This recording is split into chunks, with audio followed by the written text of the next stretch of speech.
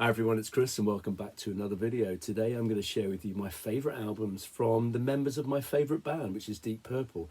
There have been 15 members of Deep Purple, 14 of which recorded with the band, one of which just toured with the band. So I'm going to share my favourite albums. And I think one of the things that makes this band unique is that all the musicians who have played with this band are so good that they're sought after in terms of sessions, or they've gone on to quite illustrious solo careers in one way, shape or form. So we're going to look at this chronologically rather than rank order, although I may give a ranking at the end. And we're going to start with the members of, or some of the members of Mark I Deep Purple. So we've got John Lord and Ian Pace, Nick Simper, and Rod Evans, and of course Richie Blackmore. So when Rod Evans left the band, he formed the band Captain Beyond. This is their debut on Capricorn Records. Good album. This is proggy at times, so Dancing Madly Backwards is the opening song, is quite proggy. There's also a little bit of southern rock as well, Armworth. This is on Capricorn after all. And there's some quite heavy moments on here as well. Memorization, Eclipse, Raging River of Fear. And side two is a whole host of songs that all kind of mould and melt into each other, a bit like the way that the Moody Blues used to do it. But this is a really good debut. The second album that he did with them, he only did 2 albums with them. The second album he did with them is called Sufficiently Breathless, which is really, really good album. It's more song-based, so the songs are less long. They're probably maximum 5 minutes, but it's a really good album. But I think this one just edges it. So in terms of my favourite, Rod Evans, Captain Beyond's debut. Next up is my favourite from Nick Simper, and that is undoubtedly this album. This is the debut album from Warhorse, a band on Vertigo. They did 2 albums, Warhorse and Red Sea. This is my favourite. Ritual's a fantastic song. They do a cover of the Easy Beats St. Louis on here, which is really good, but it's very Deep Purple sounding, you know, kind of a really driving bass and heavy Hammond and the guitar with echo and so on it. But it's this is a really, really good album. It was actually reissued on Thunderbolt Records with an awful cover. Probably not as bad as the Red Sea. That's the reissue of Red Sea on red vinyl. But certainly the first album by Warhorse is my recommendation for Nick Simper. Now, Ian Pace, the drummer, at the time of the first version of Deep Purple, he was the youngest member of the band and has played with a variety of bands since. He was quite a sought-after session musician during and after his time with Deep Purple because he's such a consummate musician. In fact, he turns up on this album, so this is kind of a bit of a jazz fusion-ish kind of album, really. This is Eddie Harris in the UK. The Eddie Harris London Sessions. He drums on a couple of songs on here alongside Jeff Beck and Albert Lee, and one song, I've Tried Everything, is really, really good. He also turned up just in time for the breakthrough hit Fall For Your Loving from Whitesnake. He plays here alongside John Lord and obviously David Coverdale. So that's a good album, but I think Ian Pace is always at his best when he's live, and he recorded a couple of albums with Gary Moore, Victims of the Future and Corridors of Power, and toured with him as well, and he appears on half the songs on this album. And I think Ian Pace at his best is live, and this is a good example of that. So there's my recommendation for Ian Pace. John Lord was I think classically trained, quite possibly, and a really amazing keyboard player. Had a really big interest, obviously, in classical music. He did the concerto for group and orchestra with Deep Purple, the first thing that Mark II did, a really strange kind of thing. And he went on to do a variety of kind of orchestral-based stuff, so Windows, Gemini Suite. The best one probably is that one, Saraband, which has a kind of a few fusiony moments alongside kind of classical stuff as well. The guitar work on here is done by Andy Summers, who obviously went on to play with the Police. I think the best album that he's been involved with outside of Whitesnake, certainly from a solo performer point of view, is this one. This is Before I Forget. So Chance on the Feeling is decent rocker. There's, Ian Pace plays on here, as does Bernie Marsden, Cozy Powell. Simon Kirke and Mick Ralphs from Bad Company play on here. Boz Burrell plays on here. So there's, Simon Phillips. So there's a good variety of musicians, and it's a reasonably good album. If I were to rank the albums from the members of Deep Purple, this would probably be down the bottom end, though, probably last, but it's reasonable. And then we move on to the Mark II version. So Nick Simper and Rod Evans went, and in came Roger Glover and Ian Gillan. And both of those particular people had been in kind of Beat Group episode 6. They'd played alongside and had a few kind of minor hits, I think. But they'd played alongside each other. And Ian Gillan actually, in his first kind of year with Deep Purple, was also involved with the album version of Jesus Christ Superstar, and he was Jesus. He didn't appear on the stage. It came out as an album musical before it was a stage musical, and he plays Jesus on that particular thing. And when he left Deep Purple, he went on to do 3 albums or so, and some live albums, which are much more kind of jazzy and more fusiony. One example is this one, the first one he did with the Ian Gillan band, Child in Time. I love the version of Child in Time, and a lot of people hate it. I really like it. But then he started to go back to the kind of more heavy stuff, and he brought out an album in Japan, which is often called the Japanese album. And this is a move in that much more heavier direction. And that manifests itself with the debut album from the band Gillan. And this is my favourite album that Ian Gillan did outside of Deep Purple. So there's my fourth recommendation. So Second Sight, instrumental that starts, followed by Secret of the Dance, which is kind of almost new wave of British heavy metal. She Tears Me Down, Roller, which is a really up-tempo rocker, Mr. Universe with some absolutely amazing guitar. And I think that a song that closes the album is probably his finest vocal performance on any record, and that's Fighting Man. So I'm sure you've heard of that. If you haven't, it's brilliant. So he joined Deep Purple, Ian Gillan joined Deep Purple Mark II alongside Roger Glover. Now, when Roger Glover left the band, one of the first things he did a lot of production work, but he also produced this album, The Butterfly Ball.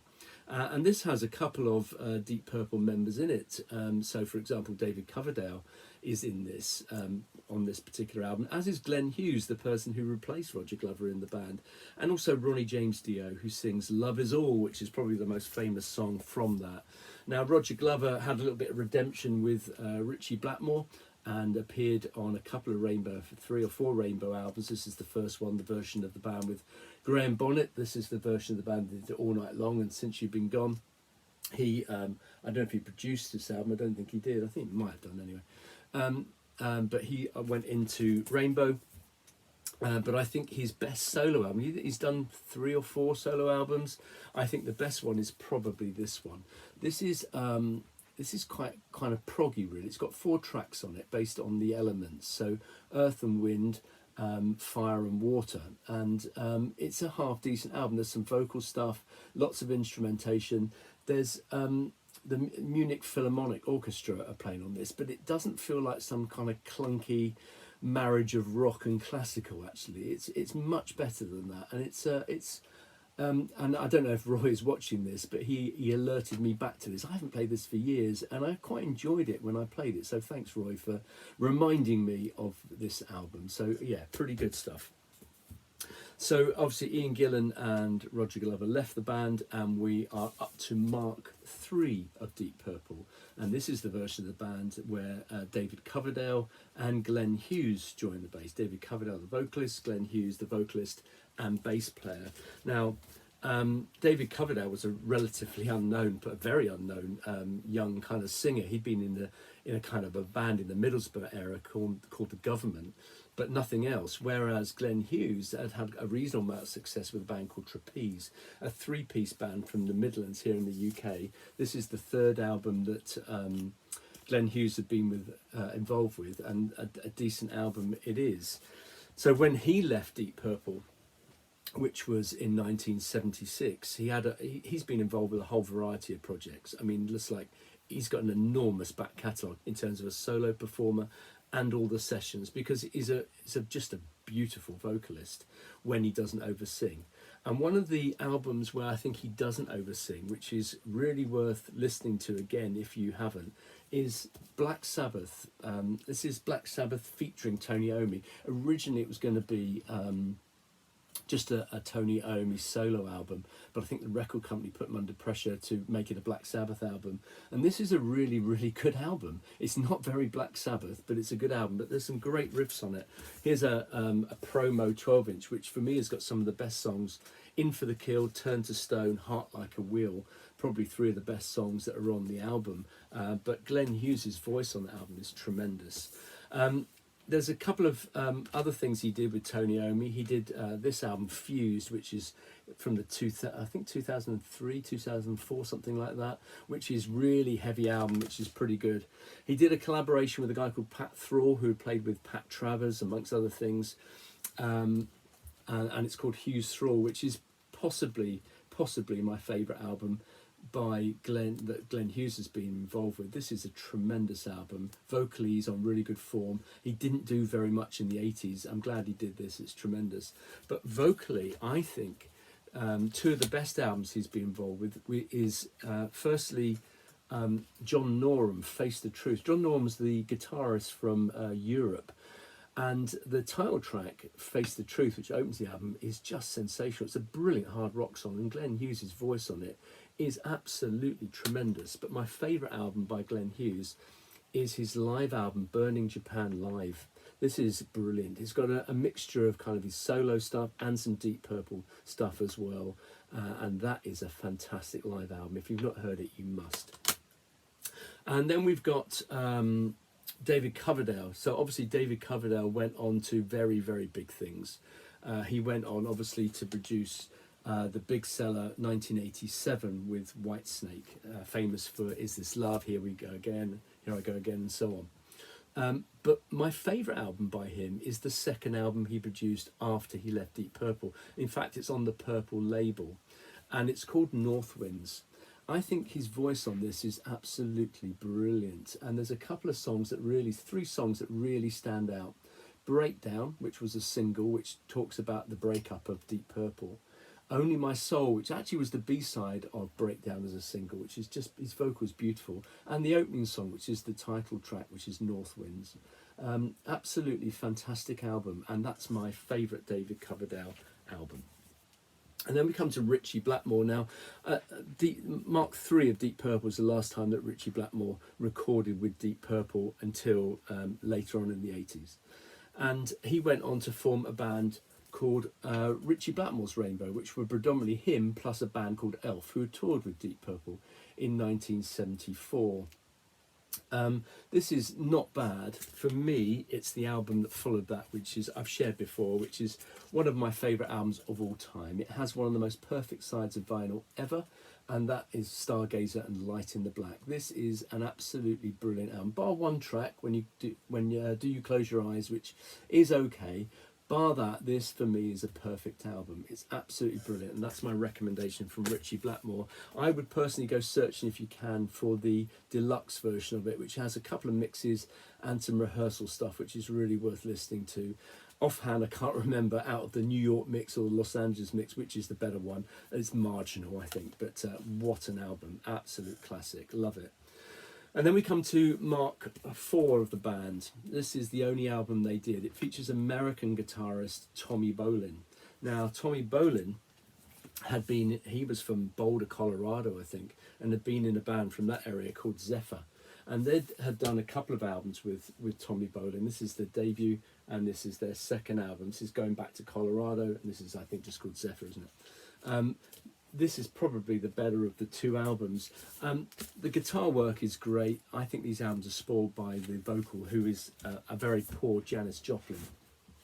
Now, in 73, he went on to be the replacement for Joe Walsh in James Gang. And this is probably, he did a couple of albums with them before getting a little bit bored and moving on. He did this album, Bang, and an album called Miami. This is I think the pick of the two James Gang album.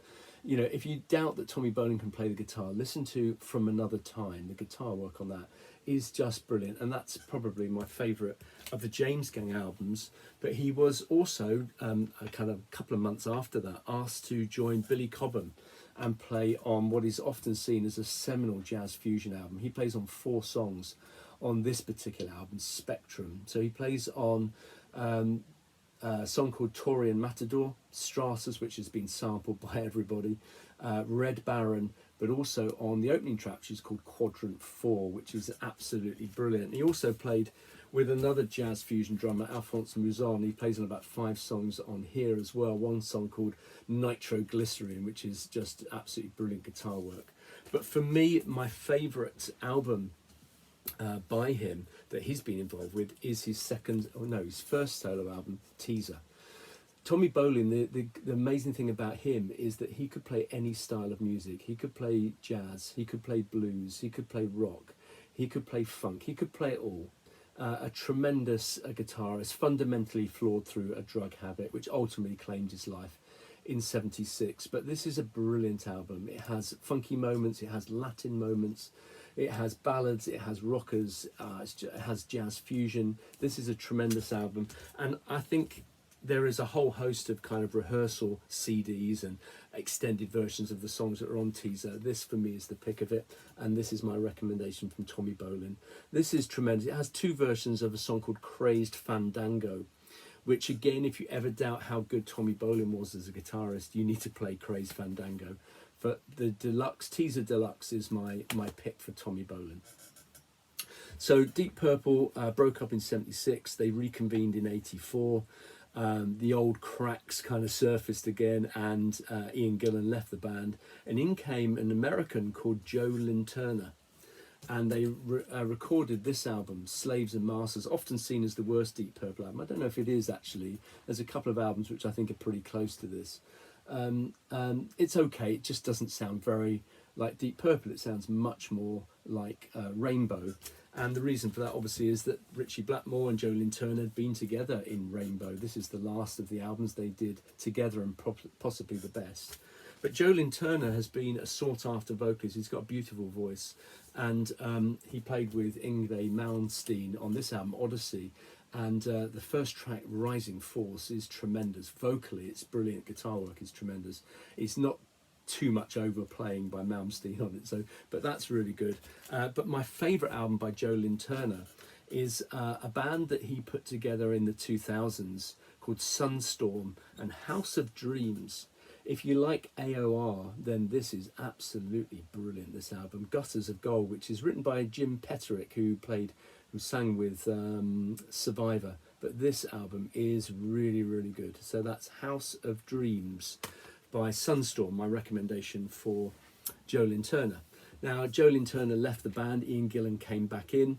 Again, the cracks started to appear, the tensions between Richie Blackmore and Ian Gillan surfaced again, and halfway through a tour, in fact, I think it was in Helsinki, Richie Blackmore played his last gig with Deep Purple, and then they were a bit stuck because they had a tour booked, and so they brought in a guy called Joe Satriani, who'd already had a very illustrious solo career and was unable to record with Deep Purple either live or in the studio because of his contractual obligations with his own label.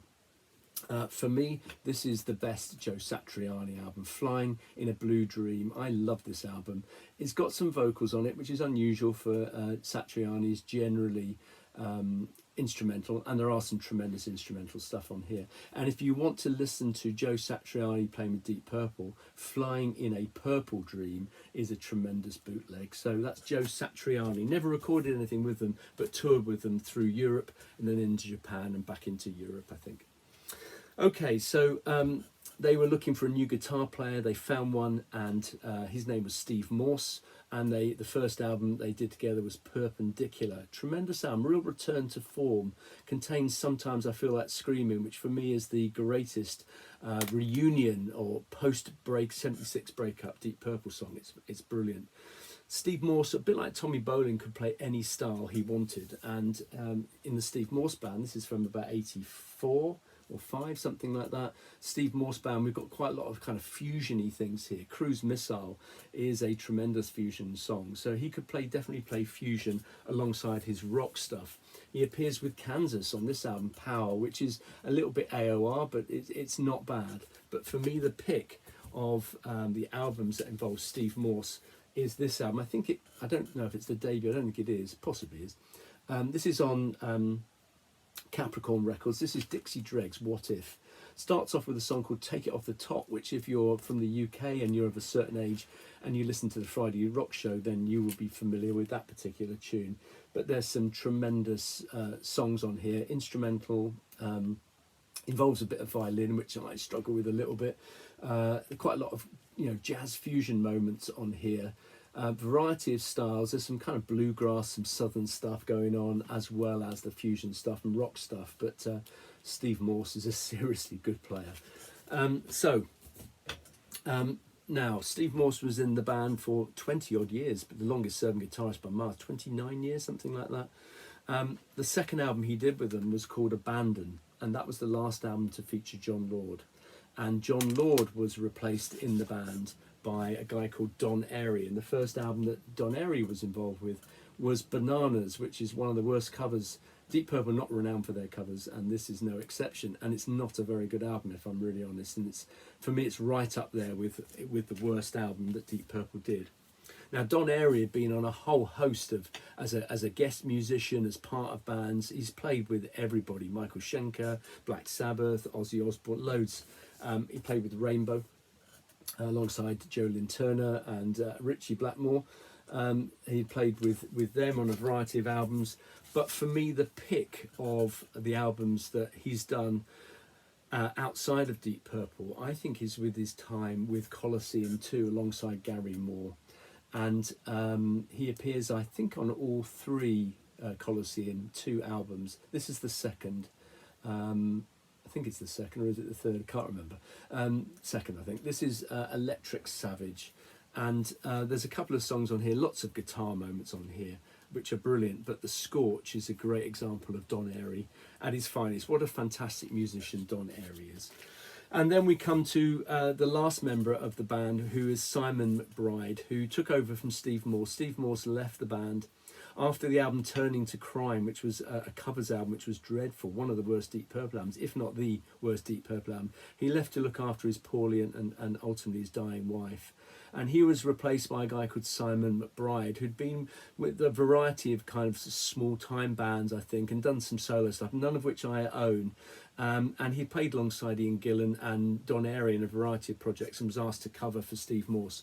And then Steve Morse decided not to return to the band, and so he became a fully fledged member of the band. And I don't have any of his solo stuff, but obviously they've just bought an album, Equals One, great cover. And this is probably the finest example of Simon McBride, but it's within Deep Purple rather than outside. So there you go. There's my favourite Deep Purple songs. If I were Deep Purple albums, if I were to put Deep Purple family albums in order, I'm just going to give you the top 5. At number 5 would be North Winds by David Coverdale. At number 4 would be Burning Japan Live by Glenn Hughes. At number 3 would be Teaser by Tommy Bolin. At number 2 is Mr. Universe, and the greatest Deep Purple family tree album, without a doubt, is Rising by Rainbow. There you go. Hope you enjoyed that. I'll be back sometime soon with another video. Cheers.